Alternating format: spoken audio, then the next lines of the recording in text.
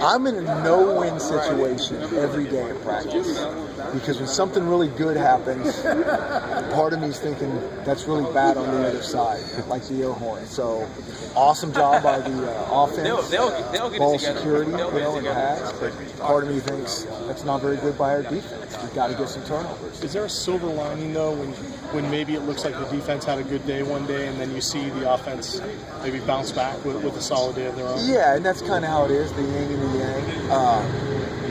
But that's why I think it's kind of miserable sometimes for the head coach because you have when you're going against each other the whole time, you have a tendency to say we got to get this fixed. More so that this is really good right now. We're going. That's why we always say, hey, we got to go look at the tape. Because maybe it was just great by the offense today. But I always think this, and the turnover thing that you're speaking about, defense has to create turnovers. The offense will give you some now and again, but good defenses create turnovers. So was that confirmed by the tape based on, like you said, looking at Thursdays? On Thursday? Yeah. A little bit of both. Offense was sloppy, defense did a good job, but then today, again, offense bounces back and we get nothing. So now I'm irritated with our defense, and I got to go look at that tape and see why we didn't get any turnovers. When do you pull out the air horn? In what situations? Turnovers? Is that the only It's just a reminder. Okay. It's just a reminder. Okay.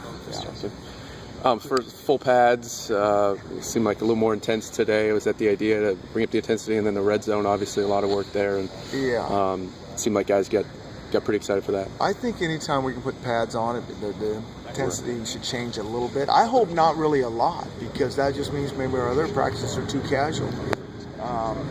I thought the guys the other night, Thursday night, did a great job of really going hard. I thought the last two, the intensity was good on both. The details are still far and few between, but they're going hard, and if they keep doing that, we'll get it. Troy seemed to have a good day today, but Jeff, can you talk about Jeff Lundqvist's performance so far this spring? I think both guys are making progress. I really do. To comment on the quarterback right after practice, it's very hard for me to do that because I'm looking at so many other things. Right. That one I really do need to go and confirm the tape. I know Troy snuck a couple balls in there, and really need to look at the tape to say, was that really a good decision? We play for real. Are you going to get that in there or not? And so sometimes it jumped the gun, but I think both guys are truly improving. At this point, are you focusing at all on the competition aspect, or is it more just about individuals getting better at this point? Well, it's we always want to stir up the competition thing without question, but I think it is all about individuals getting better.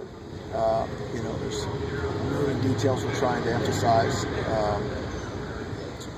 but it is about there's certain guys out here that are maybe running with ones or twos that won't be when it's time to play, and both good and bad. Some guys are going to continue to improve and beat guys out. Some other guys aren't going to step up, and so we're kind of really, for the most part, analyzing individuals. You guys seem to be having a good time Thursday after practice. A longer huddle period at midfield. There is for lack of a better term, like a buddy system. It sounds like guys are pairing up, and you think guys have bought into that? It sounds like it's just something fun. It's all about trying to get to know your teammates better, and I think when they do that, I think it's it is more fun. Just because you're on a team doesn't make you a teammate, and it certainly doesn't make you a good teammate.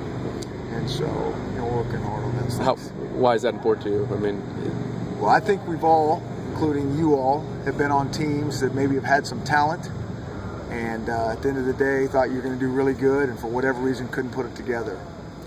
Well, I always kind of go back to the chemistry and unity of things, and I think we've all been on teams where you think, we might be okay, but you have those special seasons, and you think, really, at the end of the day, it's because I really respected and liked that guy, and those are magical situations. Those are some of the best memories we all have, and so we're always trying to recreate that great team and be a really good teammate.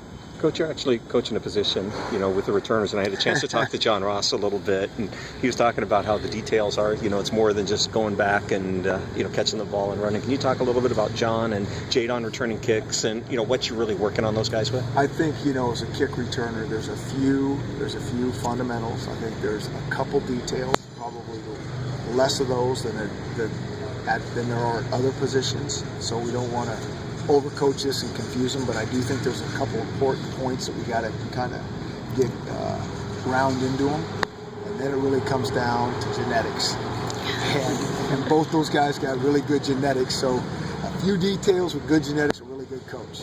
And so I'm excited to get those guys going. John said you're big on high hands. What does that mean? Well, just in terms of how you catch the ball. I mean, the principles and fundamentals of catching, even though we may use our body a little bit more as a returner, are not much different than as a wide receiver. I mean, a wide receiver doesn't have short arms and catching things in here.